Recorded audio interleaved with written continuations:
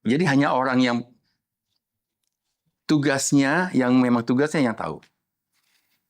Nah, sekarang saya nggak tahu, semua orang tahu semua. Atas nama keterbukaan, atas nama transparansi? Ya, genit aja sih. Genit. Kayak genit, kepo. Merasa, ya ini mental orang Indonesia, ya oke. Mental kita sama-sama lah ya.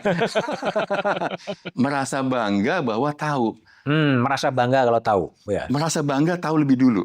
Jadi waktu saya ditahan, Gus Dur datang ngebela saya sih. Datang ke KPK. Oh, ke KPK. Demo gitu ya. Gitu. Jadi Gus Dur bilang ke saya begini, dibutuhkan orang gila. Nggak akan bisa kalau nggak ada orang gila. Nggak akan bisa. Nggak akan bisa. Bung Chandra kemudian pernah menjadi dikriminalkan. Oke. Ya, bersama dengan Bibit sama Trianto gitu. Pak Bibit. Pak Bibit. Kalau sekarang direfleksikan sekarang, apa yang terjadi sebenarnya dulu sampai Anda kemudian diframingkan, sampai kemudian Anda ditersangkakan oleh kepolisian? Apa yang salah sebenarnya pada waktu itu?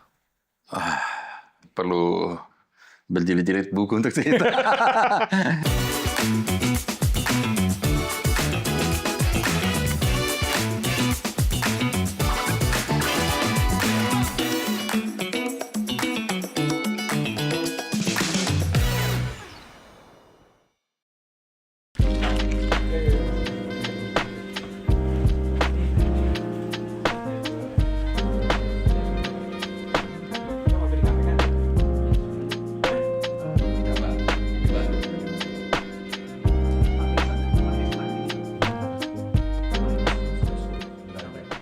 Oke, jumpa lagi di Back to BDM, sebuah kanal yang memperbincangkan isu-isu Republik di ruang-ruang publik.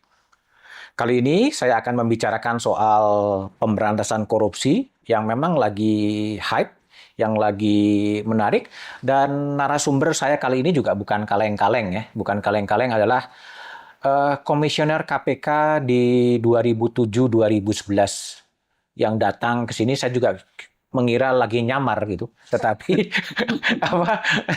datang dengan santai dan punya banyak sekali pengalaman bagaimana kemudian mengungkap korupsi-korupsi besar di Indonesia. Saya akan ajak ngobrol, saya akan ajak bicara untuk melihat bagaimana prospek pemberantasan korupsi ke depan. Chandra Hamsah, Bung Chandra, Siap, sehat ya? Alhamdulillah. Udah sehat. Lama hilang dari KPK ya? Iya, 12 tahun lebih ya. 12 tahun lebih ya? 13 tahun. Ya. Oke. Kalau dilihat ya, ada yang membedakan KPK yang pada era Bung Chandra gitu, 2007-2011 gitu, yang kelihatannya itu kalau bahasa Jawa tuh selaman, slumun, selamat gitu, nggak ada gejolak, tiba-tiba tangkep ini, tangkep itu gitu. Nah kalau sekarang nih heboh. Akan begini, akan begitu, tapi nggak ditangkap-tangkap juga gitu. Apa yang terjadi sebetulnya? Ya, kalau yang jelas yang beda itu pertama undang-undangnya ya. Oke, ya. Itu pertama undang-undangnya. Undang-undangnya apa namanya ya, ada perubahan di 2019. Saya sih kalau boleh ya, saya ingin menagih orang-orang yang dulu bilang bahwa Undang-Undang 2019, Undang-Undang KPK 2019 ini tujuannya memperkuat KPK. Memperkuat KPK. Nah, jejak digitalnya banyak lah. Nah, kita bongkar siapa yang pernah ngomong begitu dulu, pernah bicara begitu. Kemudian silakan lihat sekarang apa hasilnya. Gitu. Apakah benar dengan undang-undang baru KPK menjadi kuat atau enggak? Ya kita bisa bikin analisa lah. Sekarang masih makin kuat atau makin lemah sebenarnya? Ya silakan dibikin analisa lah. Akademisi silakan lah. Gitu ya. Kemudian yang kedua adalah bahwa apa ya?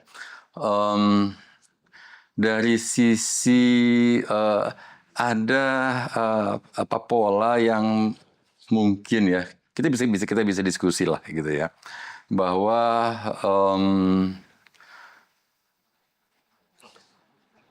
nilai-nilai dari periode pertama dan selanjutnya itu ya, periode pertama, periode kedua, periode ketiga dan selanjutnya sampai sekarang ada pergeseran nilai. Bukan nilai sih ya, ada pergeseran style, lebih tepat begitulah. Ada pergeseran style. Jadi kalau saya pribadi menganggap bahwa penegakan hukum itu harusnya nggak heboh gitu ya. Nggak heboh di awal. Tapi kalau heboh di hasil sih nggak apa-apa. Maksud saya begini, Saya pernah mendengar salah satu pimpinan KPK tanpa perlu sebut nama ya, bahwa dia bicara bahwa seminggu lagi kami akan tangkap TSKX gitu ya. Buat saya itu adalah haram. Haram. Haram. Bicara seminggu lagi akan menangkap TSKX. Kalau buat saya adalah kalau mau tangkap aja, nggak usah bicara. Kenapa pimpinan itu melakukan begitu? Buat saya pilihannya cuma dua. Either ketidakmengertian bagaimana penyidik bekerja, atau ingin ngasih tahu. Pergilah kau. Itu nggak boleh sama sekali. Kami telah mengantongi nama. Itu nggak boleh sama sekali penyidik. Kalau penyidik ya sudah lakukan penyelidikan, karena penyidikan itu harusnya bersifat rahasia. Bahkan mungkin kepada pimpinan KPK yang sekarang saya mau sampaikan bahwa penyidikan itu dikecualikan dari keterbukaan informasi publik. Dikecualikan. Jelas itu dalam Undang-Undang Keterbukaan Informasi Publik, proses penyelidikan penegakan hukum dikecualikan. Jadi buat apa? Kita nggak ada kewajiban untuk menyampaikan kepada publik penyidikannya kita lakukan ini. Saya lihat dalam beberapa kasus ya, dalam beberapa kejadian ada entah juru bicara, entah pimpinan KPK menyampaikan konstruksi kasusnya. Kasusnya begini, apa yang dilakukan tersangka buat saya itu Offset juga. Offset. Cukup kita sampaikan bahwa ada tersangka korupsi kalau kita mau entertain publik, dan kemudian tuduhannya adalah menyangkut masalah kegiatan ini. Misalnya korupsi di kementerian ini pada tahun sekian, ya, pasal yang dituduhkan pasal berapa, terserah, pasal 2, pasal 3, pasal 5, pasal 7, terserah lah ya. Nah, cukup sampai situ. Tetapi apa yang dilakukan, bagaimana modusnya, segala macam, itu bukan konsumsi publik. Karena apa? Karena dalam proses penyidikan, kalau kita kembali ke definisi penyidikan ya, serangkaian tindakan penyidik untuk membuat terang suatu tindak pidana. Jadi dalam proses penyidikan itu sendiri, tindak pidananya kelihatan, tapi mungkin belum terang, belum terumuskan. Jadi kalau sudah dijadikan diskusi sesuatu yang belum matang, ini baru belum matang. Di penyidikan itu belum matang. Penyidikan matang kalau sudah dilimpahkan ke pengadilan, baru itu matang. Nah kalau didiskusikan sebelum matang, itu ya pilihannya cuma dua sih, yang memberikan keterangan kurang mengerti atau ingin ngasih tahu bahwa KPK menyidik ke arah ini. Itu lebih karena apa? Karena memang tidak mengerti, atau memang karena naif gitu? Tidak mengerti atau kan dibocorin? Pilihannya begitu kan? Ketidakmengertian atau memang mau memberitahu ya.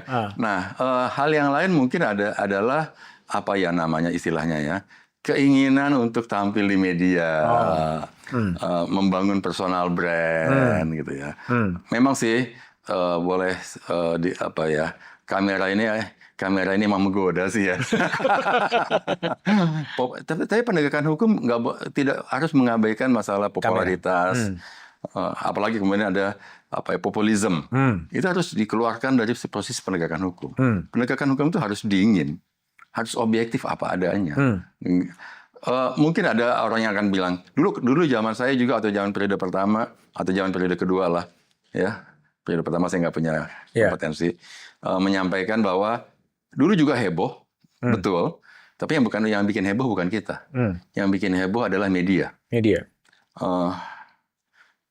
Waktu kita membawa seseorang dari luar negeri, katakanlah, ada beberapa kali kita melakukan tindakan itu ya. Media tahu hanya pada saat orang itu sudah kita tangkap. Sudah di Jakarta, kemudian media tahu, bocor ke media. Ya media kan punya cara sendiri kan untuk mencari tahu, tetapi bukan pada saat belum ditangkap. Tapi pada saat pekerjaan itu sudah selesai, ya silahkan ke media tahu ya sudah, begitu loh. Nah, dan itu pun bukan karena kita kasih tahu, tapi mungkin karena kejelian media. Saya tahu lah, beberapa media itu nongkrong di KPK, mencari informasi, tugas media juga, kita tidak bisa salahkan itu, gitu ya. Tetapi sebagai penyelidik gitu ya, bahwa proses itu proses yang bersifat rahasia. Dan haram hukumnya bocor ya sebelum tindakan itu dilakukan, dikasih tahu, apalagi didiskusikan di ruang publik.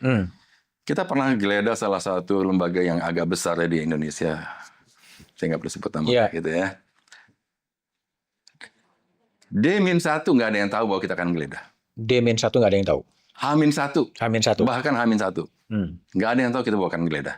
Itu benar-benar kedap. Tiba-tiba geledah, bem, baru orang ribut.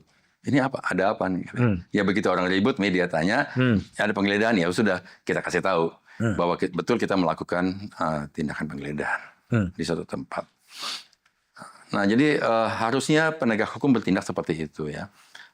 Jadi yang disampaikan ke publik adalah bukan proses, ya. Yang disampaikan ke publik adalah hasil. Hasilnya begini. Prosesnya itu kebutuhan internal, dan itu kemudian juga harus due process of law-nya jalan. Ya, pengawasannya ada Dewan Pengawas, bagus. Kalau di Undang-Undang KPK sekarang sih Dewan Pengawas bagus, tinggal kita rumuskan aja lah perannya masing-masing. Taat azas, menghargai azas praduga tak bersalah. Tapi proses itu adalah proses yang bersifat rahasia. Dalam pengalamannya Bung Chandra ketika memimpin operasi, mana nih ya sebetulnya bisa diambil lesson learn-nya sebenarnya untuk penyidikan kasus korupsi ke depan? Ya, pertama bahwa sadarilah bahwa ini semua rahasia. Operasi itu juga rahasia? Semuanya rahasia. Bahkan orang KPK sendiri pun nggak banyak yang tahu. Oh. Jadi kita mengembangkan dulu prinsip yang namanya need to know basis. Need to know basis. To know basis ya. Jadi kalau orang di penyidikan atau orang di luar penyidik atau penyelidik bertanya-tanya tentang kasus, buat kita itu kenapa Anda bertanya? Itu haram, nggak boleh. Oh. Bagian keuangan nanya penyidikan nggak boleh. Bagian tanyai Pak Johan ya, Pak Johan Budi, Pak Chandra, tolong dong saya dikasih tahu sedikit. Ya udah nanti saatnya kita kasih tahu. Ya. Jadi bagian yang lain tidak tahu apa yang sedang dilakukan oleh penyelidik dan penyidik. Bertanya aja kita proses. Jadi hanya orang yang memang tugasnya yang tahu. Nah sekarang saya nggak tahu, semua orang tahu semua. Atas nama keterbukaan, atas nama transparansi? Ya genit aja sih. Genit? Genit. Kayak genit, kepo. Merasa ya ini mental orang Indonesia ya oke. Mental kita sama-sama lah ya. Merasa bangga bahwa tahu. Merasa bangga kalau tahu. Ya. Merasa bangga tahu lebih dulu. Karena itu kan hoak-hoak yang ada di itu. Saya berkali ada wartawan juga bilang ada demo di Tamrin. Saya bilang di share di grup. Saya bilang, Anda dapat dari mana? Dari teman. Dari teman juga. Dari teman juga gitu ya. Saya sekarang sedang di Tamrin, sedang nongkrong di depan Sarina dan nggak ada apa-apa. Iya. Iya, mentalnya masyarakat, sebenarnya masyarakat kita yang mesti dirubah lah. Iya. Artinya memang sekarang pemberantasan korupsi didrive oleh populisme ya? Penegakan hukum. Penegakan hukumnya? Penegakan hukum ada kecenderungan untuk atau didrive oleh populisme. Nggak ada dalam SOP dan nggak ada dalam KUHP ya. Kalau kita menetapkan tersangka kemudian kita lakukan konferensi pers, nggak ada aturannya dan nggak ada kewajibannya mengadakan konferensi pers kemudian menghadirkan tersangka di potret kemudian itu nggak ada aturannya dan nggak pernah ada di negara lain. Gitu ya.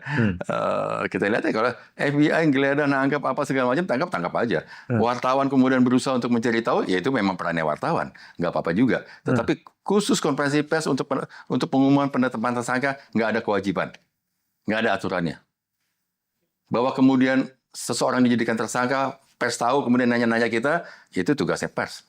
Kita mau jawab nggak jawab ya, itu diskresi kita. Paling kita jawab betul jadi tersangka menyangkut masalah ini. Tetapi itu bukan kewajiban. Nah yang sekarang banyak terjadi adalah dipaparkan. Oke, kita bisa berdebat bahwa masyarakat perlu tahu. Yes, masyarakat perlu tahu ya, cuma terbatas. Ya. Dan itu dan nggak ada gunanya juga. Yang paling penting adalah buat masyarakat. Jadi begini, yang paling penting buat masyarakat adalah bahwa seseorang dijadikan tersangka korupsi misalnya, hukumannya di pengadilan jelas. Ya. Bukan di prosesnya. Masyarakat pengen tahu kalau Anda korupsi sekian dihukum berapa lama. Kalau korupsi sekian dihukum berapa lama, uangnya dirampas segala macam. Yang mereka mau tahu adalah pengadilan. Itulah keterbukaannya di situ. Itulah keterbukaannya. Dan pengadilan terbuka untuk umum. Nah di situ kemudian diproses, diuji apakah penyidiknya sewenang-wenang, ataukah kemudian buktinya cukup, itu yang diuji di sana. Nah, jangan sampai dalam proses penyidikan kemudian diumumkan, ini juga ada sedikit masalah bahwa ini adalah diadili sebelum diadili. Diadili sebelum diadili. Kenyataannya sekarang banyak begitu. Karena proses di penyidikan itu bukan proses pengadilan. Itu proses menemukan suatu tindak pidana. Itu belum diuji, tetapi sudah di framing bahwa seseorang ini adalah koruptor, seseorang ini adalah penjahat. Nah, ada kecenderungan framing dalam proses penyidikan terjadi, mungkin salah satunya adalah buktinya nggak kuat. Buktinya nggak kuat. Langsung di framing bahwa kita kalau tidak periode saya lah gitu ya. Kita nggak mau framing orang. Kita nggak mau framing orang. Oke, saya ingin tahu, Bung Chandra kemudian pernah menjadi dikriminalkan, ya, bersama dengan Bibit sama Trianto gitu. Pak Bibit. Pak Bibit. Kalau sekarang direfleksikan sekarang, apa yang terjadi sebenarnya dulu sampai Anda kemudian diframingkan, sampai kemudian Anda ditersangkakan oleh kepolisian? Apa yang salah sebenarnya pada waktu itu? Perlu berjilid-jilid buku untuk cerita. Iya, karena itu menyangkut waktu itu ya ada satu bank ditutup gitu ya. Kita melakukan proses katakanlah penyelidikan terkait dengan masalah bank itu, gitu ya. Kemudian mungkin ada yang tersenggol, mungkin ada yang kurang senang, gitu ya. Dan kemudian dia mungkin ada yang mendeteksi kita melakukan itu. Gitu lah. Yang mendeteksi pasti bukan masyarakat awam lah. Masyarakat awam nggak akan mampu. Iya Pak. Ya. Nah kemudian dilakukanlah dan menyangkut seseorang, dan kemudian untuk mencegah ini berlanjut, karena ternyata begitu kita melakukan melakukan penyelidikan, ya kita mendapatkan ada cabang-cabangnya nih terhadap seseorang ini. Satu cabangnya ke bank ini, satu cabangnya ke tempat lain, saya nggak mau sebut lah, ke proses pengadaan yang lain, yang kemudian kalau diteruskan, ini akan menyangkut banyak hal. Menyangkut, ya cukup besar lah gitu. Nah, kemudian ya dilakukan, kemudian adalah yang membuat fabrikasi bukti. Ini sebagai contoh fabrikasinya adalah, Pak Bibit dibilang bertemu dengan seseorang. Ternyata pada saat itu Pak Bibitnya ada di Peru. Saya ketemu di tempat itu, padahal saya nggak ada di tempat itu. Tapi kemudian dari hasil penyelidikan kita, semuanya fabrikasi. Yang paling sederhana, yang paling gampang sih kalau buat publik ya, lihatlah rekaman Mahkamah Konstitusi, sidangnya itu. Di situ kita bongkar semuanya. Kita bongkar semuanya bahwa semuanya rekayasa. Nah, silakan tanya Pak Mahfud lah, Ketua MK, beliau juga sudah sampaikan. Jadi memang karena yang di periode kedua ini memang kita bukan agak sedikit ya, nggak pakai agak lah, memang harus dilakukan. Ya, kita banyak menangani kasus-kasus yang quote-unquote menyangkut beberapa lingkaran kekuasaan. Dan itu kita lakukan dengan sadar sesadarnya bahwa karena begini, karena kita menganggap kalau pegawai negeri penyelenggara negara yang mengetahui tindak pidana harus segera memproses, nggak bisa enggak. Itu di KUHP bunyi itu, ada ketentuannya di KUHP. Nah jadi ada ini ya sudah kita proses, menyangkut itu ya sudah, apa boleh buat. Nah jadi mudah-mudahan ya pemerintahan Prabowo ini dan masyarakat ya siap bahwa kalau mau penegakan hukum yang benar, khususnya korupsi, siap bahwa apapun kasus korupsinya akan dilakukan penyelidikan, diproses. Oke, kalau kembali ke kasus tadi menyelidiki bank, artinya kan memang selalu ada potensi untuk fight back, serangan balik terhadap lembaga khususnya KPK. Betul. Dan itu tidak menggunakan tangan-tangan lain. Maksudnya tangan lain? Ya bukan orangnya yang diselidiki, tapi menggunakan lembaga lain. Betul. Itu yang akan terjadi. Itu akan selalu terjadi.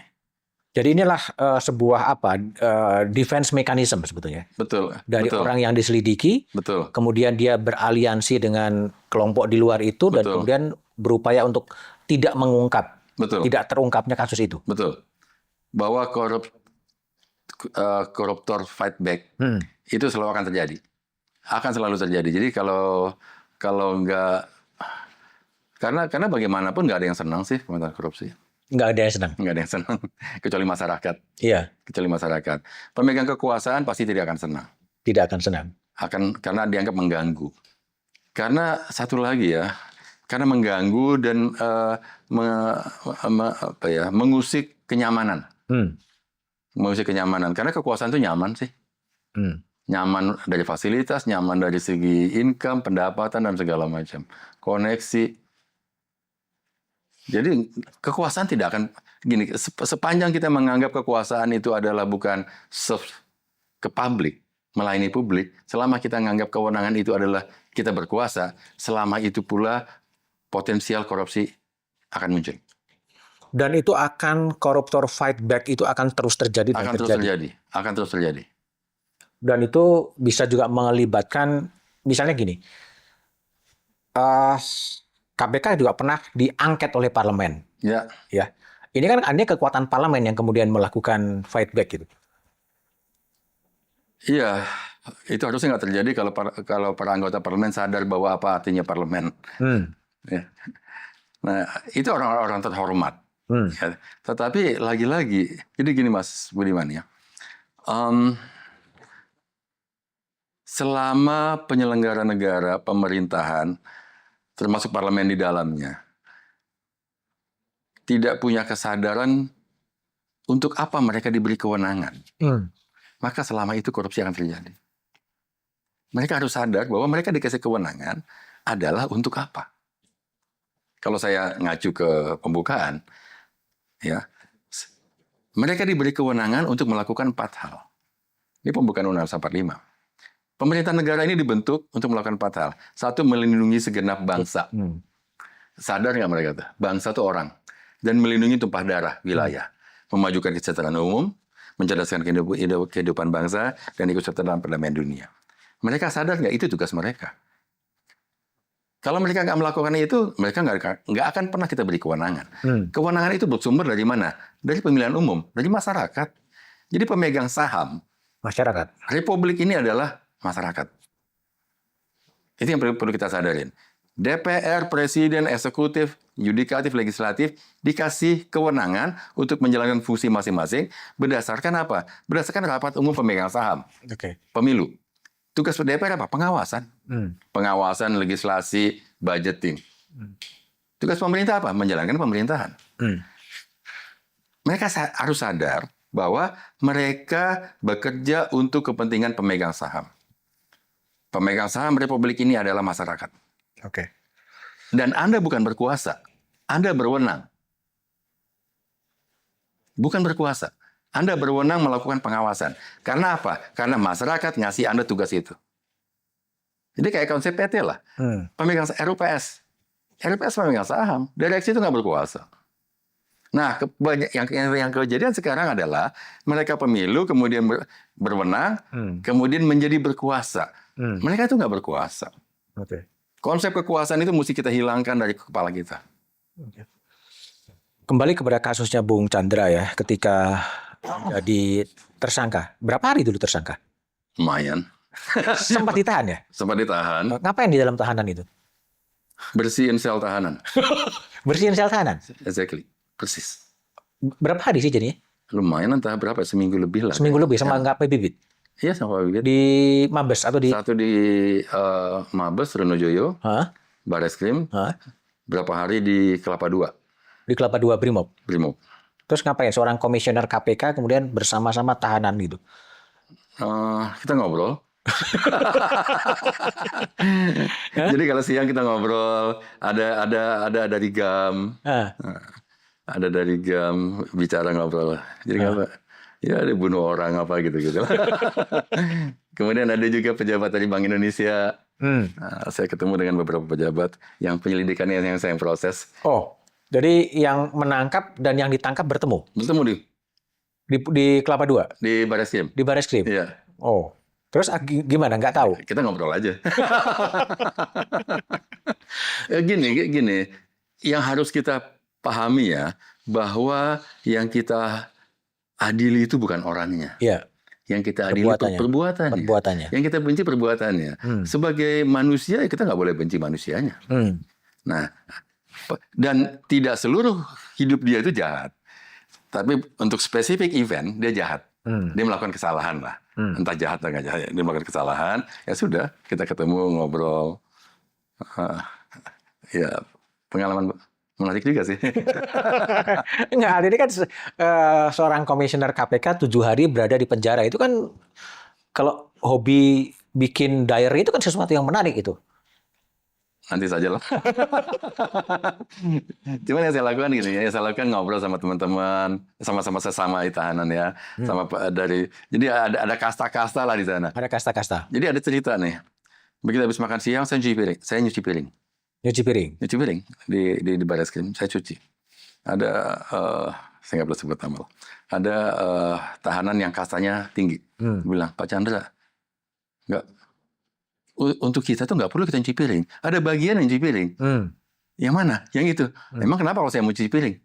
Saya nyuci piring, saya nyapu. Sesama tahanan? Iya. Oke. Nah, jadi ada kasta-kastanya. Nah, kasta yang paling rendah itu yang tugasnya disuruh nyuci piring, disuruh nyapu-nyapu. Buat saya sih, yang penting saya mesti bergerak ya.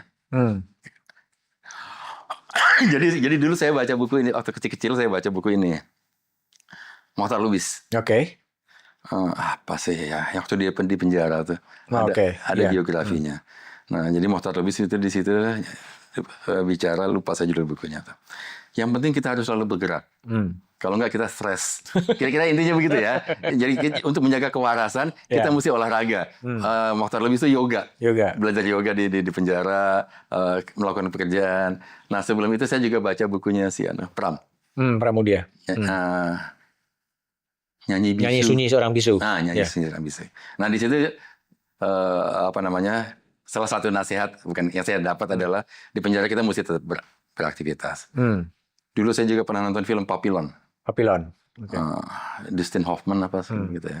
Ya, bagaimana untuk tetap menjaga kewarasan adalah dalam posisi yang paling sulit. Habis baca buku, bersihin sel, nyapu-nyapu. Ya. Kita nikmati aja.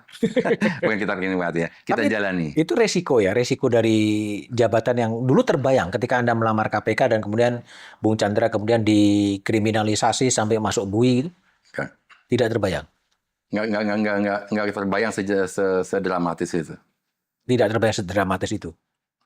Bahwa ada fight back dari koruptor ya, gitu ya. Cuman bahwa begini nggak pernah kebayang sih. Tapi dulu bayangan koruptor fight back itu sampai sejauh mana sebetulnya? Ya, obstruction of justice lah. Lewat legal ya? Lewat legal. Menghalang-halangi penyidikan, segala macam, menghilangkan barang bukti, susah untuk masuk ke auto penggeledahan. Ada perlawanan waktu kita mau menangkap, kebayang begitu sih. Kalau ini sampai kepada pribadi dan ada lagi ancaman pribadi selain ke arah kriminalisasi itu? Banyak sih gitu ya. Banyak? Ya. Misalnya apa? Ya ke institusi segala macam, mulai dari yang halus sampai yang ada yang ditabrak, ada yang segala macam. Bukan cuma saya sih, hampir seluruh pegawai KPK, terutama penyidik ya, ditabrak. Ya Novel juga ngalamin disiram. Gitu. Jadi itu kondisi yang harusnya disadari bahwa itu akan terjadi. Artinya kalau kembali ke yang dulu, berarti memang instrumen yang tidak menghendaki pemberantasan korupsi juga di dalam kekuasaan itu sendiri. Iya.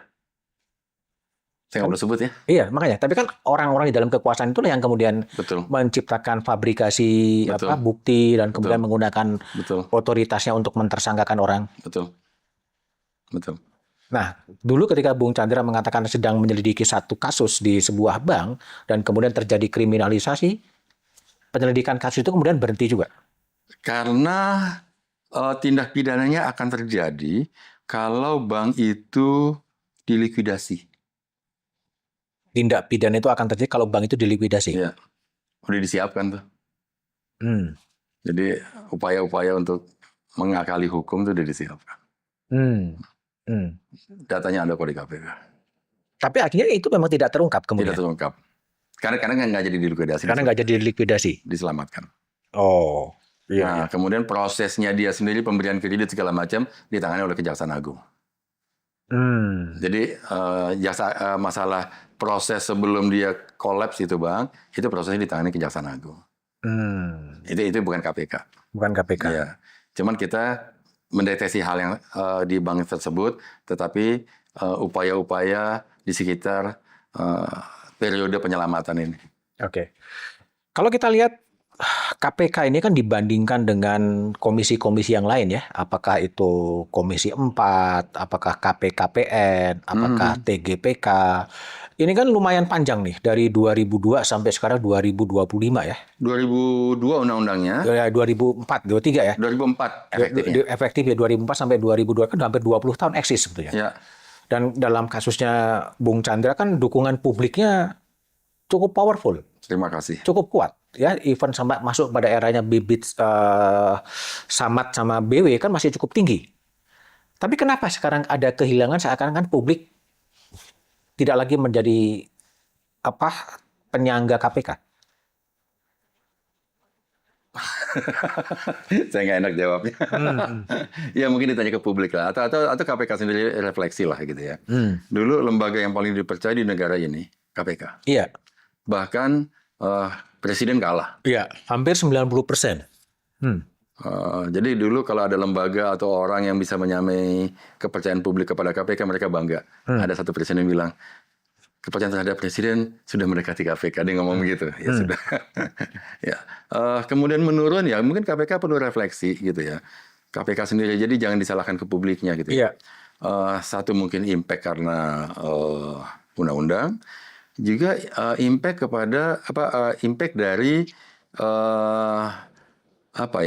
behavior kali, Perilakunya siapa? pimpinan KPK. Oke. Perilaku pimpinan KPK. Dulu, ya, kalau orang tua selalu ngomongin dulu. Jeleknya orang tua tuh begitu. Ya oke, tapi nggak apa-apa lah gitu ya. Sejak awal KPK itu dibangun dengan semangat egaliter, dengan semangat meritokrasi, ya, dengan semangat bahwa integritas itu number one gitu ya. Yang mungkin, lagi-lagi saya bilang mungkin itu memudar, mungkin itu memudar, bahwa dulu juga ada dari kepolisian, ada dari kejaksaan, dari BPKP, sama aja gitu ya. Tetapi kita mencoba menanamkan bahwa sekali kita ditugaskan ini, tugas kita adalah ini.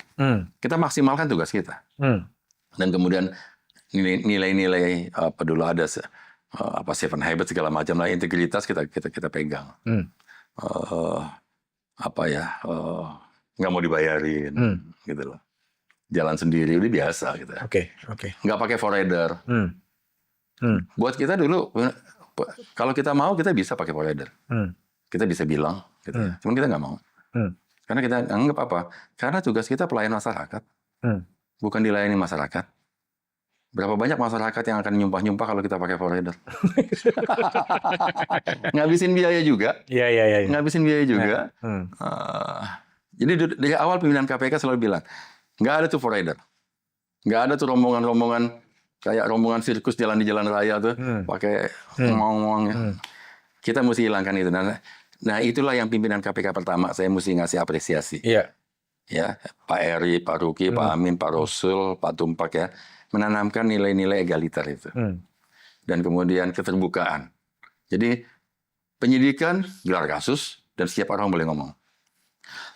Bahkan sebagai contoh kecil, kalau kita gelar kasus, ada kotak. Nggak boleh sentuh kotak sebelum ngasih pendapat. Jadi kita paksa setiap orang tuh ngasih pendapat. Nah, jadi suasana seperti itulah yang mungkin dilihat deh apakah hilang atau memudar lah. Kolegialitas ya. Nah, kolegialitas kita setiap minggu pasti pimpinan ketemu. Setiap minggu, 5-5-nya. Bahkan bisa lebih. Paling nggak seminggu sekali kita ketemu.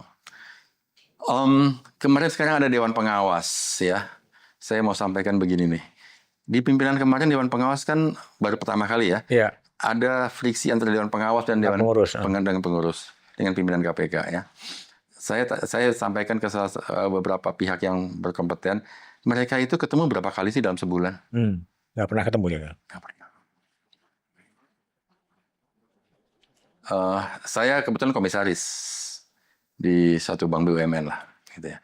Saya sampaikan ke orang itu, kami aja di bank antara dewan komisaris dan dewan direksi harus sebulan sekali ketemu, harus tuh supaya komunikasi jalan. Kita tahu kalau nggak komunikasi curiga yang ada, gitu lah. Performance review, ada masalah-masalah sebulan sekali ketemu. Nah sekarang di pimpinan Dewas KPK dengan pengurus komisioner KPK ketemu nggak sebulan sekali? Kabarnya sih enggak. Gimana terjadi? Ada trust di sana. Nah, jadi itu buat perbaikan ke depan lah. Kalau kita lihat pada KPK periode yang sebelum ini, ketika kemudian pimpinan KPK-nya Lili Pintauli Siregar kemudian terkena pelanggaran etik dan kemudian mundur, ya kan? Lalu kemudian juga Firly yang juga kemudian mundur, tersangka yang sampai sekarang juga kasusnya tidak jelas gitu. Apa yang salah sebetulnya? Apakah memang proses seleksinya yang memang bermasalah, atau memang tekanan politik yang bermasalah, yang memang mencampuri itu, atau apa yang terjadi sebetulnya? Yang salah adalah mindset bahwa jadi pimpinan KPK itu berkuasa. Dia punya kewenangan, iya, dan diberikan undang-undang, iya, dan dia merasa dia berkuasa. Padahal pejabat publik itu bukan public servant kok. Jadi dengan merasa berkuasa, maka dia merasa berhak menerima pemberian, merasa berhak mendapatkan fasilitas. Kan masalahnya di situ kan. Dari nama-nama yang Bapak sebut tadi itu, ya, merasa berhak menerima tiket Mandalika lah itu kan. Saya bilang, kalau saya beberapa kali sampaikan, bahkan di tempat saya bekerja sekarang, hak Anda adalah sebesar gaji yang lebih dari itu haram. Bisa makruh, bisa haram. Jadi saya selalu sampaikan ke sekarang Anda tulis berapa gaji Anda. Anda tulis apa fasilitas Anda. Fasilitas kesehatan, fasilitas macam-macam. Anda tulis saja. Setelah Anda tulis, udah Pak, tanda tangan Jakarta tanggal sekian. Di luar itu haram, saya bilang gitu. Jadi kalau Anda terima sesuatu di luar itu haram, dan Anda nggak boleh berharap. Bahkan nerima parcel itu emang tuh hak Anda. Jadi dari awal kita sampaikan bahwa yang halal adalah gaji kita dan fasilitas yang diatur oleh undang-undang, oleh peraturan. Di luar itu Anda nggak boleh terima. Cuman karena merasa berkuasa, merasa bahwa berhak nerima. Jadi pembatasan korupsi yang menurut saya yang paling benar adalah kepada seluruh pejabat negara, mau menteri, presiden, penyelenggara negara lah, tulis apa yang menjadi hak Anda. Di luar itu haram. Beda kalau kita swasta. Kalau swasta ya suka-suka kita lah. Kita nggak ada aturannya gitu ya. Nah, apalagi pemilik satu perusahaan. Tapi kalau pegawai negeri penyelenggara negara, yang harus Anda lakukan adalah tulis apa yang menjadi hak Anda. Tapi itu belum diformalkan juga ya? Nggak ada formalitasnya sih. Nggak, artinya tulis apa yang menjadi gaji Anda, tunjangan yang Anda lihat di luar itu haram. Kan nggak ada juga itu? Nggak ada. Yang ada LHKPN. LHKPN ya cuma laporan kekayaan. Di tempat saya suruh tulis. Direksi segala macam karyawan, tulis. Hak Anda apa ini? Udah tulis, tempel di kubikel Anda, di ruang kerja Anda, kasih tahu keluarga Anda, istri Anda, bahwa gaji saya cuma segini. Fasilitas kita ini. Di luar itu nggak ada. Ya kita formalkan aja. Ada baik itu ini. Cuma saya pernah lakukan itu. Dan sering saya lakukan. Di luar itu haram. Kalau dari pengalaman Bung Chandra dulu, 2007-2011, pernah nggak sih bahwa KPK itu sebenarnya proksi dari kekuatan politik? Atau kekuatan apapun lah sebenarnya? Kalau kita menganggap bahwa kita adalah proksi dari kekuatan masyarakat. Nah, ketika Bung Chandra mengalami fit and proper di DPR, apakah tidak ada semacam negosiasi atau konsesi yang diberikan? Udah, ikut pemilihan aja, nggak dipilih. Nggak dipilih. Yang ini gini Mas Budiman ya, kenapa orang senang dengan jabatan sih? Padahal di balik jabatan atau lawan dari jabatan ada tanggung jawab. Ya, kenapa orang senang diminta pertanggungjawaban? Semakin kecil jabatan, semakin tidak punya jabatan, semakin kecil tanggung jawab. Oke. Karena orang berpikir bukan tanggung jawabnya, orang berpikir berkuasanya. Jadi daulat tuanku, zaman-zaman feodal lah. Ini masih di kepala kita nih. Kita berkuasa senang, bahagia dipandang orang bahwa kita berkuasa. Padahal Anda bukan berkuasa, Anda berwenang. Nggak ada tuh kekuasaan, yang ada kewenangan. Kewenangan diberikan oleh siapa? Konstitusi dan undang-undang. Di balik setelah kewenangan apa? Pertanggungjawaban. Kita masih berpikir berkuasa kok. Tanpa pertanggungjawaban. Tanpa pertanggungjawaban. Oke. Bung Chandra, pengalaman lama di KPK dan juga aktif di gerakan anti korupsi ya. Kalau lihat gimana prospek pemberantasan korupsi di era Pak Prabowo ya? Kalau bicara retorika kan sebenarnya luar biasa. Iya. Ya, kejar sampai Antartika. Antar kita. Kenapa kalau di press kata menjadi antar kita? Dia melesetan gitu. Artinya kan luar biasa retorik itu. Bahkan saya siapkan pasukan khusus untuk mengejar koruptor sampai Antartika. Saya ingin ciptakan pemerintahan yang bersih, yang tidak setuju, mundur. Ini kan pidato-pidato yang bagus. Ini khas Pak Prabowo atau yang lain-lain juga gitu sih? Pak Harto pernah melakukan hal yang sama. Saya pernah baca di bukunya Pak Amin Sundaryadi. Saya akan memimpin sendiri pemberantasan korupsi. Pak Harto tahun 71. Pak SBY pernah melakukan hal yang sama. Akan memimpin sendiri pemberantasan korupsi. Jadi itu bukan barang baru. Bukan barang baru. Bukan barang baru. Setiap presiden, mungkin yang nggak bicara, mungkin saya salah ya. Megawati mungkin karena di tengah, gitu ya, karena penggantian. Habibie mungkin karena sebentar, penggantian juga. Gus Dur juga akan memberantas korupsi. Cuman kalau Gus Dur clear tuh. Departemen Sosial dibubarin. Karena apa? Karena korup. Jadi cukup konsisten Gus Dur ini. Jadi dan Gus Dur sebelum meninggal beliau itu pernah bilang ke saya. Gus Dur bilang gini, Chan, ini setelah saya bebas ya. Untuk memberantas korupsi dibutuhkan orang gila. Butuh orang gila. Verbatim Gus Dur ngomong itu ke saya. Itu di Keramat waktu itu. Jadi waktu saya ditahan Gus Dur datang ngebela saya sih. Datang ke KPK. Oh, ke KPK. Demo gitu ya. Gitu. Jadi Gus Dur bilang ke saya begini, dibutuhkan orang gila. Nggak akan bisa kalau nggak ada orang gila. Nggak akan bisa. Nah jadi itu saya ingat banget tuh. Nah jadi ya, jargon Pak Prabowo ya setiap presiden begitu kok. Hampir ya.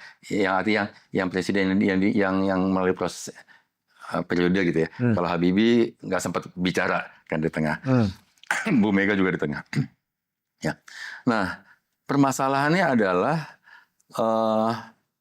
jargon itu disadari apa enggak, dimengerti atau tidak, dan bagaimana cara memberantas korupsi. Banyakan kemudian itu tinggal menjadi jargon, jadi tagline. Jadi tagline. Pak Harto di awal-awal mencoba melakukan. Dia bikin banyak hal lah ya. Upaya pemberantasan korupsi Undang-Undang 371 itu zaman Pak Harto tuh. Itu undang-undang yang cukup fundamental lah ya. Ngerubah Perpu 24 tahun 60 gitu ya. Dilakukan, tapi belakangan juga mengendor. Nah, kemudian Pak SBY di awal-awal oke. Ya, beberapa jadi tagline. Nah, permasalahannya adalah hampir setiap presiden kemudian melakukan itu, resultnya adalah IPK kita tetap di 3,4. Tetap 34. Tetap di bawah 5. Lalu bagaimana publik harus menyikapi pidato retorika yang luar biasa itu? Itu memberikan harapan atau gimana? Bagus sih untuk kasih harapan. Tapi intinya bukan di publik. Bukan di publik, itu di pemerintah. Pemerintahnya mau apa enggak? Dan mewujudkan, merealisasikan dari tagline menjadi program. Tindakan nyata. Itu yang belum kelihatan. Karena banyak keseret ke masalah ekonomi. Apa itu? Orang pertumbuhan, growth segala macam itu menjadi perhatian orang, perhatian presiden, banyak presiden. Karena parameter-parameternya, parameter hukum atau anti korupsi tidak dijadikan target pemerintah. Kita lihat sekarang, pertumbuhan ekonomi sekian persen. Itu kan selalu jadi quote-unquote KPI. Ya. Tingkat Gini rasio, Kian. kemiskinan, apa segala macam, itu dijadikan parameter. Nggak satu pun tuh parameter hukumnya di sana. Dan dianggap sukses apabila parameter ekonominya tercapai. Oh, Parameter hukum nggak pernah. nggak pernah dipakai. Pernah nggak pemerintah bilang, IPK kita, 50. kira-kira begitu. Berani nggak? Tidak pernah dalam pemerintahan semenjak Indonesia berdiri, target hukum, penegakan hukum dijadikan target. Nggak pernah. Oke, ada tagline, iya, memberantas korupsi apa segala macam ada, tetapi rasio-rasionya nggak pernah tuh. Jadi itu hanya statement hanya untuk public consumption saja bahwa kira-kira dibaca. Kalau lihat bahwa era Pak Harto juga begitu, dari dulu juga begitu gitu. Astacita, Nawacita juga ada semua tuh. Ada semua. Ada semua. Tapi tidak pernah dijalankan. Nggak pernah dijalankan. Apa yang terjadi sebenarnya? Memang itu hanya Karena fokusnya akhirnya ke rasio ekonomi. ekonomi. Sekarang gini deh, coba Pak Prabowo bikin target. IPK kita sekarang 3,4 ya, 2022. 34, maaf ya 34. Ya 40 lah. 40. Kembali ke 2019. Iya. 2014. 2014. 2019. 2019 di era Jokowi terakhir. Nah, bikin target itu sebagai keberhasilan. Kalau Pak Prabowo berani kayaknya. Kalau Pak Prabowo berani, saya angkat 2 jempol deh. Pertanyaan berikutnya adalah kalau memang jargon atau retorika itu hampir dikatakan oleh semua presiden, tetapi tidak ada aksi konkret, tidak ada aksi politik untuk merealisasikan. Pertanyaannya apakah memang negara atau pimpinan ini memang serius memberantas korupsi sebetulnya? Ya itu, ini ketarik ke masalah ekonomi lagi-lagi. Mungkin mereka tadinya awalnya serius, tetapi kemudian dia mau dianggap berhasil, meningkatkan tingkat kemiskinan, tingkat investasi, pertumbuhan ekonomi, dan bahkan ada juga yang berpendapat bahwa korupsi itu adalah pelumas dari ekonomi. Itu kan gila. Ada yang berpendapat begitu. Iya. Saya sampaikan adalah bahwa negara yang pendapatan GDP-nya tinggi per kapita, GNP-nya per kapita tinggi, itu tingkat korupsi kecil. Jadi nggak relevan, sama sekali nggak relevan. Negara-negara Finlandia, Swedia paling tinggi itu. Tingkat GNP-nya tinggi. New Zealand, korupsinya juga rendah.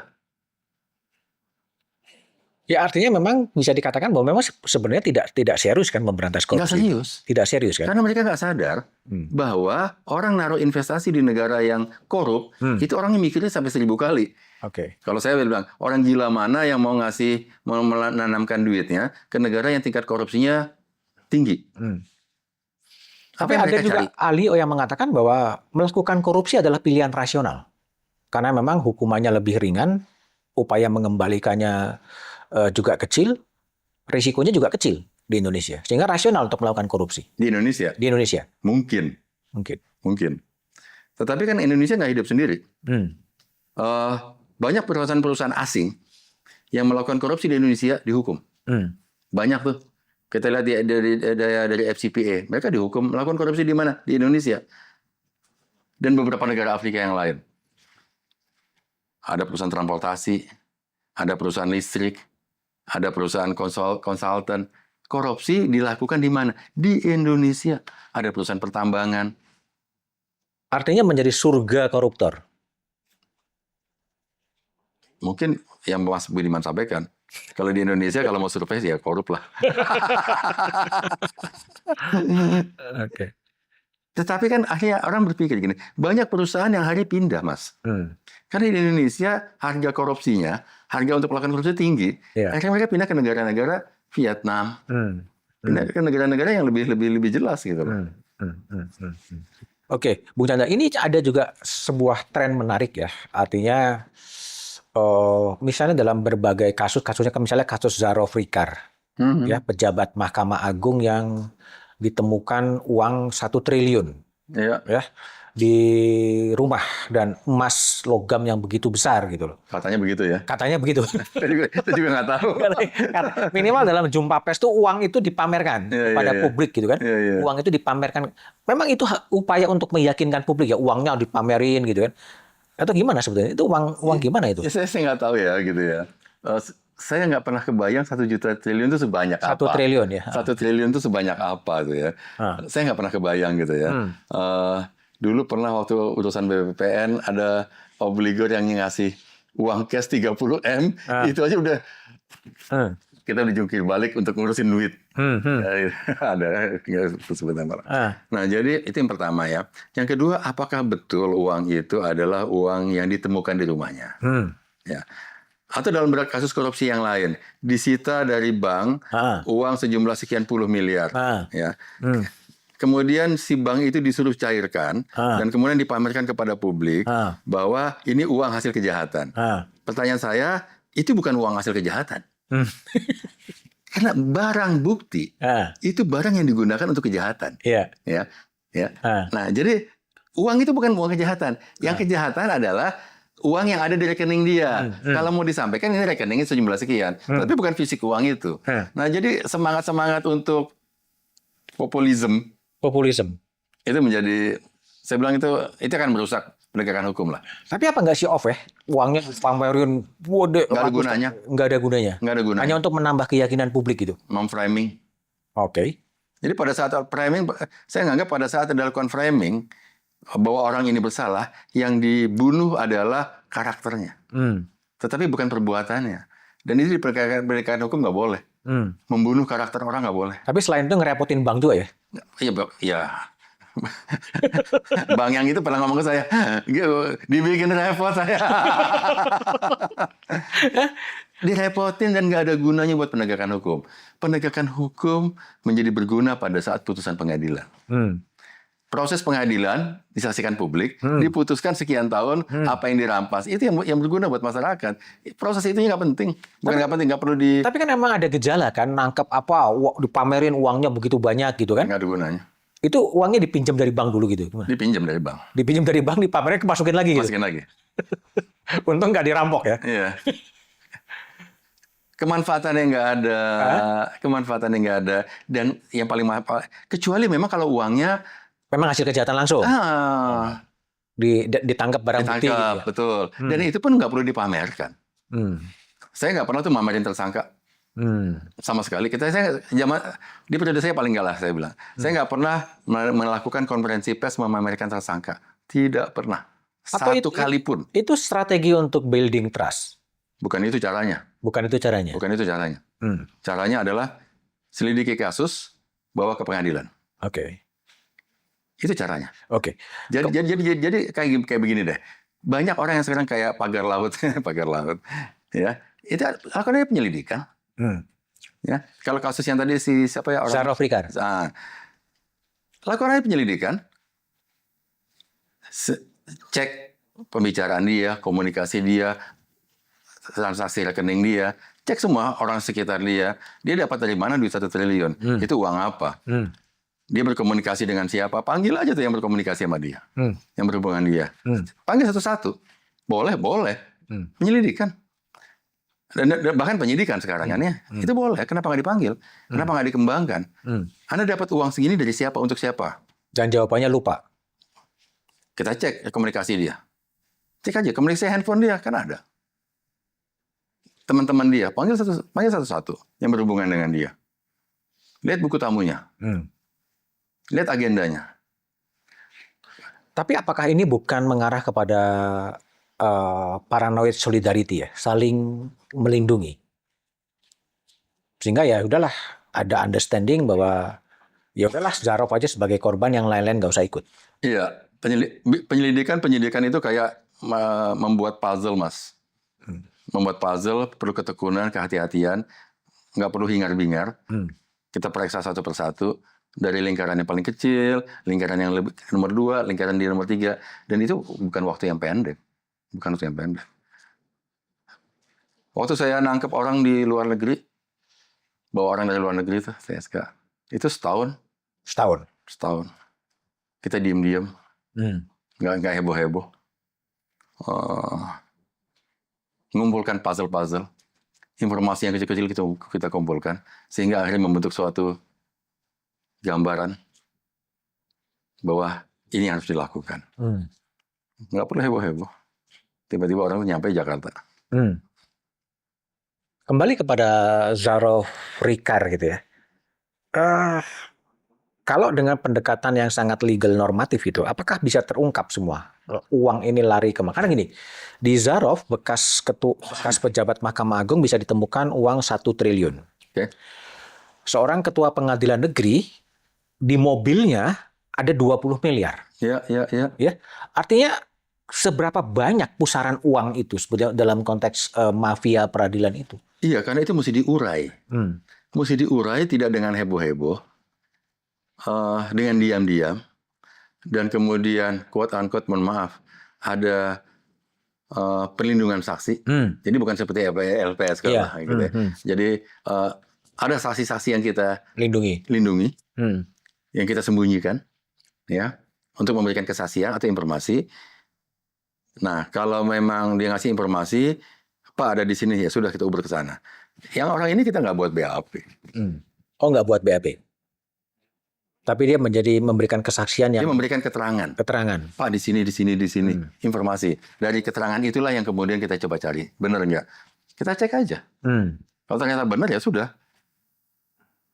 Yang penting kita ingin orang yang tahu persis informasi. Oke. Nah, kalau kembali lagi kepada tadi di awal Pak Prabowo kan komit untuk memberantas korupsi sampai Antartika ya. Nah, kalau menggunakan pintu masuk Zaroff Ricard, itu kan dekat itu, di Jakarta itu. Ya, apakah tidak mungkin kemudian memanfaatkan peluang atau kasusnya Zaroff Ricard untuk melakukan pembersihan sebetulnya terhadap aparat-aparat yang memang diduga terlibat dalam kasusnya Zaroff? Harusnya bisa ya, harusnya bisa. Saya nggak tahu persis ya penyidikannya sejauh mana. Karena kan kalau penyidikan kasus ini kan bisa dibuat bantet, bisa dikembangkan. Iya. Nah, sekarang apakah memang ingin dilokalisir? Permasalahan kita banyak yang ingin dilokalisir sih. Dilokalisir. Artinya penegakan hukum terpimpin ya. Mana yang boleh maju, mana yang enggak. Terpimpin, terstruktur. Terkomando gitu. Terkomando. Yang ini jalan, yang ini berhenti gitu. Karena begini, sebagian orang menganggap ya bahwa penegakan hukum itu membuat painful. Betul.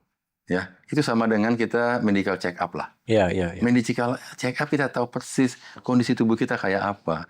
Jangan ditutup-tutupin. Kalau ditutup-tutupin nanti akan time bomb lah. Nah, jadi kita menganggap nanti kan bikin heboh segala macam. Ya, kalau nggak mau heboh ya jangan korup lah. Ya, yang masalahnya adalah kenapa Anda membiarkan anak buah Anda korup. Kalau nggak mau bikin heboh ya berarti supervisinya lemah. Di beberapa tempat atau tempat saya bilang 2 level ke atas tanggung jawab terhadap kesalahan anak buah. Bukan kesalahan pidana tapi administratif. Iya. Ini kalau ada salah 2 level ke atas copot, grounded-nya dulu. Dia bukan pidana, cuman kesalahan dia adalah apa? Tidak kontrol ya. Tidak kontrol. Tidak melakukan supervisi, tidak melakukan pengawasan terhadap anak buahnya. Anda salah. Tapi kan bukan saya yang melakukan fraud ya. Memang bukan Anda. Tapi kesalahan Anda adalah Anda nggak kontrol anak buah. Anda ngapain aja. Tugas Anda ngawasin anak buah kok. Nah, semangat ini yang nggak pernah ada. Ngontrol anak buah. Jadi, beberapa kesempatan saya pernah disampaikan Pak Mas Budiman ya. Pernah saya sampaikan. Dulu ada komisioner ICAC bilang ke saya, awasin anak buah Anda. Itu potensial korup kok. Seluruh anak buah begitu. Ya, caranya gimana? Disampaikan. Lihat lifestyle-nya. Kalau lifestyle berubah, periksa. Artinya lihat tiba-tiba dia punya Mercy, tiba-tiba dia punya apa, sepeda mewah, lifestyle berubah, punya rumah di mana, periksa langsung. Ya, jadi kalau anak buah Anda tiba-tiba tingkat hidupnya naik, berubah, periksa. Berapa banyak penegak hukum kita yang tingkat hidupnya lumayan mewah. Nggak pernah diperiksa tuh. Nggak pernah diperiksa. Ya kita mulai dari situ aja lah. Oke, Bung Chandra, ini juga saya mengamati ya, Bung Chandra ini sekarang juga lagi apa ya, lagi mengadvokasi gitu atau apalah. Intinya adalah kerugian negara. Iya, iya, iya. Dalam kasus korupsi itu hendaknya tidak terlalu difokuskan ke sana gitu. Padahal kan sebagian masyarakat juga masih kan korupsi itu merugikan keuangan negara dan Anda mengambil posisi yang sedikit diametral dengan keinginan publik. Apa yang di latar belakang itu sebenarnya? Ya, sebenarnya saya melakukan riset ya. Kenapa unsur kerugian negara itu ada di undang-undang korupsi kita? Saya melakukan penelitian kecil sih, pura-puranya penelitian. Dan saya menemukan bahwa unsur kerugian negara muncul dalam undang-undang tipikor kita.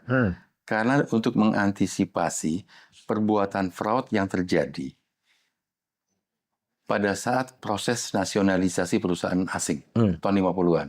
Itu muncul tuh. Pertama kali muncul di Peraturan Penguasa Perang Pusat nomor 6, nomor 8, nomor 11.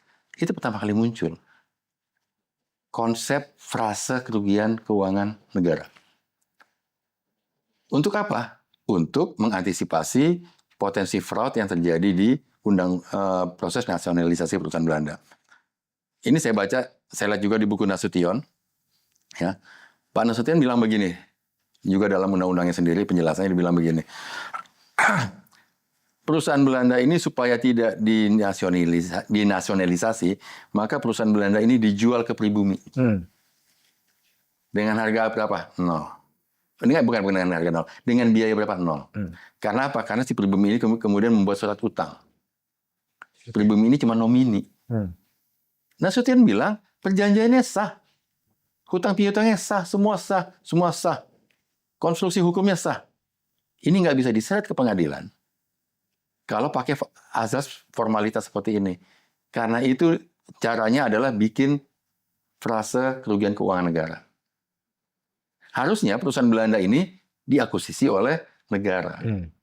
Nah, jadi untuk mengantisipasi itu, nah kemudian ini ke bawah terus. Proses nasionalisasinya sudah selesai, sudah nggak ada lagi, dibawa terus di Undang-Undang 2460, 371 sampai sekarang. Nah, kita menggunakan tools untuk sesuatu kondisi pada saat itu dan menggunakannya dalam kondisi saat ini. Menurut saya tools itu berlebihan dan nggak ada gunanya juga, bahkan merusak. Jadi banyak orang yang bilang bahwa kalau merugikan keuangan negara maka korup. Ini kan sesat pikir. Logikanya melompat nih. Jadi bukan merugikan keuangan negara yang korup, tapi yang korup apa? Tindakan seseorang yang secara melawan hukum, menyalahgunakan kewenangan jabatannya, memperkaya diri sendiri atau orang lain. Jadi korupsi itu menggunakan kewenangannya, kekuasaan yang ada padanya untuk memperkaya diri sendiri atau orang lain. Bahwa itu merugikan keuangan negara itu harusnya tidak dijadikan unsur. Nah, konsep ini yang ada kemudian secara internasional. Di ANKEK disebutkan, nggak ada tuh kerugian negara di ANKEK. Kemudian saya mau sampaikan sekaligus jawaban kepada beberapa teman. Coba deh sekarang kita revisi ulang undang-undang anti korupsi 3199 ya. Coba revisi ulang. Bikin ulang. Akan muncul nggak nanti frase kerugian keuangan negara? Kalau kita mengacu ke ANKEK, nggak akan muncul. Kita konsisten karena ANKEK sudah kita ratifikasi. Kita bikin undang-undang korupsi baru. Maka pas kerugian keuangan negara itu nggak ada. Nah, jadi selama ini yang terjadi apa yang terjadi? Yang terjadi adalah penegak hukum bukan melihat fraudnya, tapi penegak hukum melihat kepada kerugian keuangan negara. Anda merugikan keuangan negara, maka Anda korup. Saya ambil contoh begini. Beberapa institusi melakukan pembelian surat berharga. Prosedurnya sudah diikutin secara benar, kemudian surat berharga jatuh harganya. Rugi nggak rugi? Ya. Korupsi belum tentu. Cuman ini diuber. Tapi itu bukan mengarah semacam tadi kan, kalau membeli policy membeli dan kemudian jatuh. Jatuh? Ya sekarang kan itu dituduhkan sebagai korupsi kan? Itulah masalahnya. Apa salahnya dia? Apakah dia fraud? Enggak. Cuma orang dituduh karena harga belinya dulu 100, Terus sekarang jadi 80. sekarang jadi 80. Dari segi pembukuan akuntansi memang rugi. Ini belum dijual nih. Iya. Masih Potensial, ya. unrealized loss. 80. Di buku mesti langsung mark to market. Maka jadi 80. Maka diproses tuh orang. Korupsi belum. Itu ininya ya, apa namanya? Kelemahannya. Kalau kita masih melakukan pendekatan kerugian keuangan negara. Bukan itu yang terjadi juga sekarang dengan model kriminalisasi kebijakan. Itulah. Jadi misjudgment bisnis gitu, kemudian menjadi pidana. Betul. Karena pidana itu sebenarnya bukan kerugian. Kerugian itu konsep perdata. Kerugian itu konsep perdata, bukan konsep pidana. Mas Budiman, coba search di KUHP ya. Ya. Ada nggak kata rugi dalam KUHP yang lama? Ya, yang baru saya belum cek. Nggak ada. Ada, cuman kalau seandainya pemalsuan surat ini kemudian mengakibatkan kerugian, maka bisa diberikan hukuman tambahan. Nggak ada konsep kerugian di pidana. Jadi kalau itu memang yang direvisi undang-undangnya ya sebetulnya. Harusnya undang-undangnya. Kita ikutin best practice deh. Ya. Bahwa korupsi itu adalah menyalahgunakan kewenangan, kekuasaan, kesempatan yang ada padanya secara melawan hukum untuk Memperkaya diri sendiri. Udah. Jadi yang punya kekuasaan, yang bisa korupsi itu orang yang punya kekuasaan. Dibantu dengan orang-orang lain. Tetapi intinya adalah Anda nggak punya kekuasaan, Anda nggak bisa korupsi.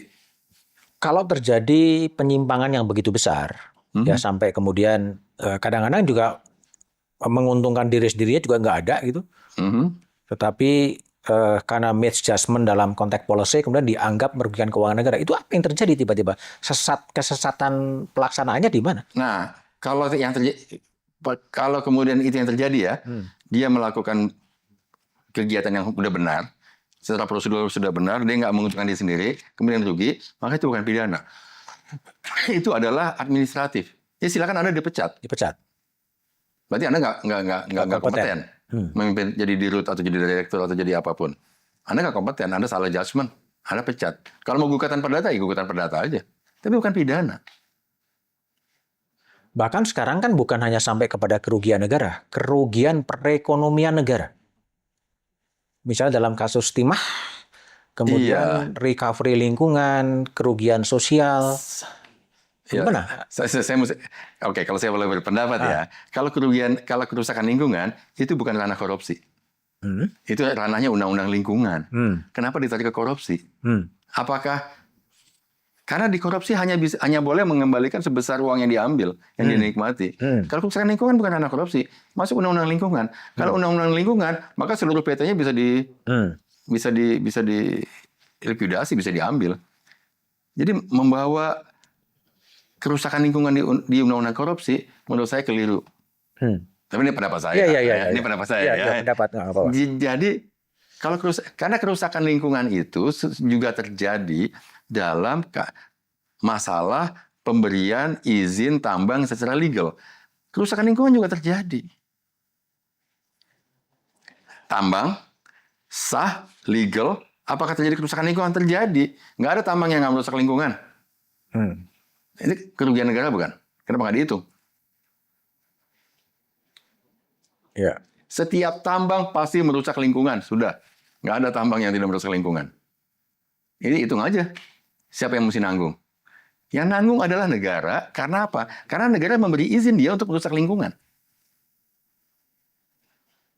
Oke, tapi maksud saya adalah kenapa kemudian ada perluasan dari memperkaya diri, merugikan keuangan negara, merugikan perekonomian negara. Ya, saya nggak tahu persis. Ada perluasan dari. Tapi kan faktanya kan begini, kalau dalam kasusnya Timah yang menyebutkan katakanlah diamini oleh pengadilan bahwa ada merugikan perekonomian negara 300 triliun dengan hukuman 6,5 tahun. De facto uang yang dikembalikan kan juga kecil juga sebetulnya. Ya, nggak ada uang dikembalikan. Ya, nggak ada uang dikembalikan juga. Dia nggak menikmati kerusakan lingkungan. Iya. Siapa yang menikmati kerusakan lingkungan? Nggak ada. Nah, makanya politik penuntutan politik penyidikan yang mengkaitkan ini dengan banyak hal sehingga angkanya besar, itu sebetulnya apa? Manipulasi kesadaran ya? Bukan. Saya nggak berani ngomong lah. Saya nggak berani ngomong. Ya kita bisa diskusi secara terbatas lah. Oh ya. iya. Kita bisa diskusi terbatas ya. Oke, tapi kan tapi gini ya, saya mau sampaikan ya, kita harus jujur lah.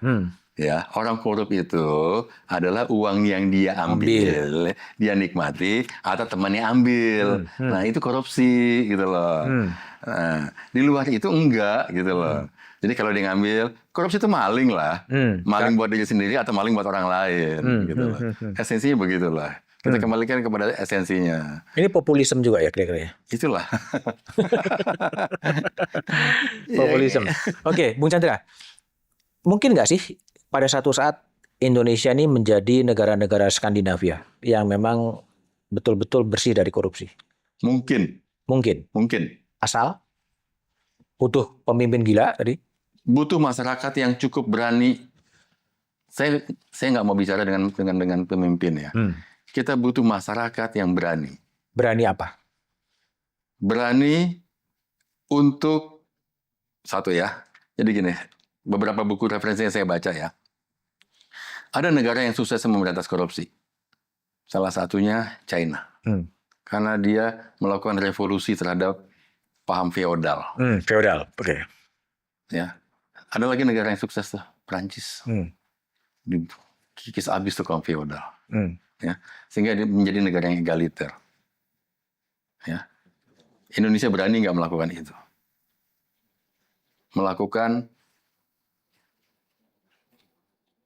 perlawanan terhadap paham feodal. Kalau nggak bisa. Artinya akarnya feodalisme. Feodalisme. Saya pengen ngomong sama Mas Budiman. Ya, kalau orang pejabat ya nyinta karena kita sedang bekerja di situ, kita mau ngasih nggak? Bayangin kita ngasih. Mas dapat izin untuk sesuatu hal. Orang Indonesia, makasih Pak. Nggak boleh. Kata terima kasih pun nggak boleh. Ini yang paling ekstrim. Anda lakukan itu karena itu tugas Anda. Dan saya tidak perlu berterima kasih kepada Anda. Itu yang paling ekstrim. Anda tugas menjaga keamanan, tugas Anda. Dan saya tidak perlu terima kasih kepada Anda. Itu tugas Anda. Dan saya akan marah kalau Anda tidak lakukan itu. Berani nggak? Saya yakin kita nggak berani. Kita nggak perlu berterima kasih kepada pejabat publik. Itu tugas Anda. Nah sekarang saya mau tanya, siapa yang berani menggerakkan ini? Saya tidak perlu berterima kasih terhadap orang yang memang sedang menjalankan tugasnya. Dan saya akan kecam kalau dia lalai menjalankan tugasnya. Ini tugas pemerintah, presiden, harus menjalankan tugasnya. Dan kita nggak perlu berterima kasih untuk itu. Rakyat ini adalah pemegang saham Republik ini. Dan Anda adalah dikasih mandat oleh rakyat. Artinya sama dengan Mohtar Lubis ya, atau Bung Hatta ya, yang mengatakan bahwa korupsi adalah bagian dari kebudayaan kita sebenarnya. Persis feodal. Dan kalau feodalisme itu kemudian tidak bisa dikikis, ya korupsi akan terus terjadi. Betul. Jadi no hope dengan pemberantasan korupsi sejauh feodalisme masih ada. Mental itu masih ada. Dan itu kalau dikaitkan dengan seorang sosok pemimpin tadi yang Gus Dur membisiki Chandra Hamzah bahwa pemimpin gila. Pemimpin harus mulai mengikis konsep mental feodal. Oke. Kenyataannya enggak. Contoh, buat apa sih plat nomor? Plat nomor khusus untuk DPR gitu. Untuk siapapun. Buat apa? Nah. Itu adalah mental feodal. Untuk menunjukkan bahwa saya lebih dibandingin Anda. Nggak ada gunanya. RI1, R10, R17. Nggak ada gunanya. Yang ada apa? Kerusakan. Nggak ada gunanya. Itu hanya ingin menunjukkan bahwa saya berkuasa kok. Oke. Saya nggak pernah pakai plat-plat gituan. Oke, Bung Chandra, last question. Apa mimpi Bung Chandra ketika Indonesia ini berusia 100 tahun di 17 Agustus 2045 nanti? Saya ingin masyarakat berdaulat. Apa konkret itu berdaulat itu? Bahwa masyarakat sebagai pemegang saham negara ini, republik ini, benar-benar berkuasa. Bahwa pejabat publik itu adalah pelayan publik, bukan berkuasa. Bukannya daulat tuanku, tapi kedaulatan rakyat. Yang berdaulat itu rakyat. Jadi jargon lah, itu tagline doang lah. Oke, Chandra Hamzah, silakan. Masalahnya masyarakat Indonesia itu menerima sebagai Nerimo yang pandom ya, exactly. menerima aja ya. Sebagai kaulo hamba sahaya. Masyarakat Indonesia nggak mau gitu loh. Bahwa Anda tuh berdaulat. Ya, oke. Itulah obrolan saya dengan Chandra Hamzah. Jadi janganlah terlalu berharap soal korupsi ini bisa diberantas di Indonesia sejauh feodalisme itu masih bercokol, menjadi kewajiban dan tanggung jawab penyelenggara negara untuk memberikan layanan kepada publik. Sehingga dalam ekstrimnya Chandra mengatakan ucapan terima kasih pun sebenarnya tidak perlu, karena memang itu adalah bentuk-bentuk dari wujud dalam tataran yang lebih kecil soal feodalisme. Silakan like, share, dan komen jika memang ada sesuatu yang ingin Anda komentari. Chandra Hamzah, thank you. Sama-sama, Mas.